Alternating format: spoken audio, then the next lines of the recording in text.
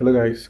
Good evening and welcome back. So, in today's episode, I want to share with you some vital formulas for female fashion designing.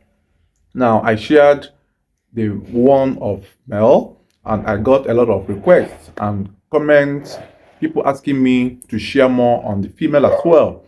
Because I have both male followers and female followers, right? So, of course, if you watch this video to the end, you will tend to learn some secrets of how to achieve like armhole, neckline, back, front and back panels of bodies for those of us who are doing pattern drafting. So in the course of my fashion designing, my mom do so female, so I learned a lot from her. So I'll be sharing with you more on this female aspect.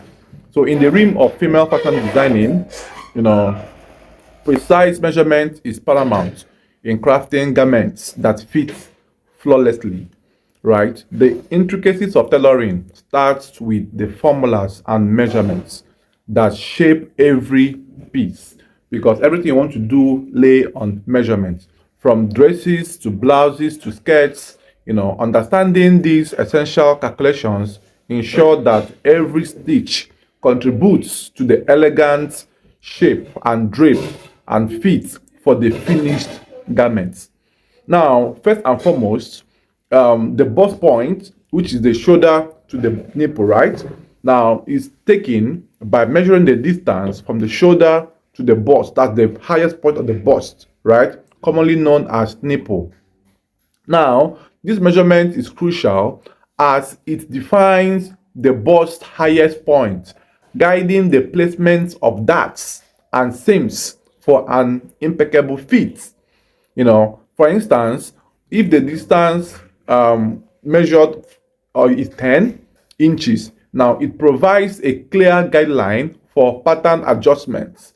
Another vital measurement is the bust circumference. That's the roundness of the bust, right? Now, this involves measuring the fullness, the measuring the full part of the bust, to draft a pattern that the measurement is divided into four.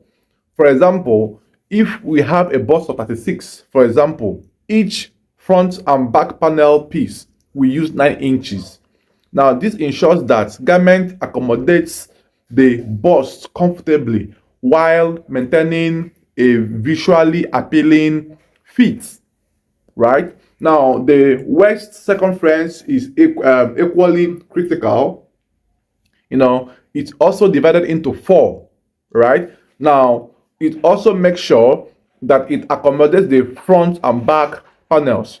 For example, a 28 inches waist is divided into four, which is 7 per pattern piece, forming the foundation for creating a well-fitting waistband or shape or darts that enhance the garment structure. Another one is hips circumference. It's another fundamental measurement focusing on the fullness part of the hip area. Now, it is also divided into four measurements. For example, hip of 40 by 4 is 10 inches. Aids in the creation of pattern pieces that contour the body smoothly, balancing proportions from waist to hip and ensuring the fabric drapes or fits gracefully on a female client. Now, when drafting the armholes, the armhole depth is calculated by taking the bust measurements divided by 6 plus 1.5. For example, a bust of 36 inches by 6 is 6 bar, right? Then add extra 1.5. That will give you 7.5. So that will be the armhole that allows for a full range of motion without compromising the garment fit.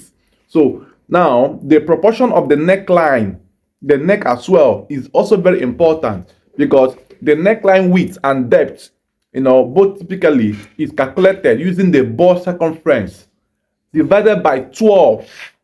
For instance, a bust of 36. If you want to do the neckline that suits the natural neckline, divide 36 by 12, you will have 3, right? So these measurements are crucial for drafting a natural neckline that sits well, providing comfort and style while supporting the garment's overall design. I hope you get that. Now, the next is the shoulder slope. Now, this is the vital pivotal point for garment's overall structure, calculated by dividing the shoulder width by 10. A shoulder of 16 inches results in a shoulder slope of 1.5 inches, adding to the design of shoulders that align perfectly with the natural slope of the body, right? Now, dart placement for the positioning of the darts is also about taking the bust point, distance, and dividing it by 2 for an 8 inches distance between the two bust points. It will be placed at the dart of 4 from the center, to ensure that the fabric contours naturally to the body shape, adding to the garment fits and aesthetics. Now, finally, but not the least, skirt length. So it's determined, which simply measures from the waist of your client to the desired hemline. For example, if a skirt intended to be a knee length and the waist to knee distance is 24 inches, the pattern will use this length. Proper measurement ensures the skirt hangs at the desired level, completing the garment's structure, and intended elegance. Incorporating these essential formulas in female fashion designing transforms basic fabric into beautifully fitted garments. These fundamental measurements ensure successful pattern drafting, providing the structure that translates effortlessly, in a sophisticated elegance and style. So, having gone through this, now it is not as if sorry, it is not as if that these formulas it's only these ones that you can work with.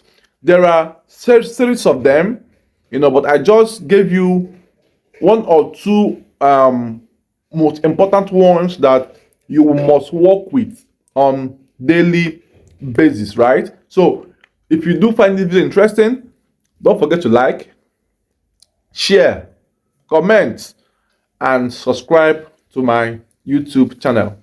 So I do hope this video must have gone a long way to give you some insights on how to go about it. So another trick to get armhole is from your bust point, let's say shoulder to bust of 9, right? You go up by 1.5 or 2 inches to get your bust point. Your armhole. Armhole most times is 1.5 inch or 2 inches above the bust point, right? So this is one trick that I have seen working, and its occurrence is it occurs repeatedly, so you don't really have to doubt it. Just try them out and then tell me the results that you might see or encounter in the overall formulas I have given you. Thanks for watching, guys, and don't forget that hips of a female on skirts is different from the hips of that same female on trouser. Skirts are more fitted than trousers. Even though trousers are going to fit properly, but it will be extra, like 2 or 3 inches extra from a regular measurement of a skirt, right? I have seen several times I use the same hip measurement for skirts, for trousers. it ends up not giving it that, ease. So I checked it out and saw that there's a big difference from the hips of a female skirt and from the hips of a female of the same client, the same trouser, right? So these things are what you will go through and find your way around it. Thanks for watching, guys. See you in my next video. Bye bye for now.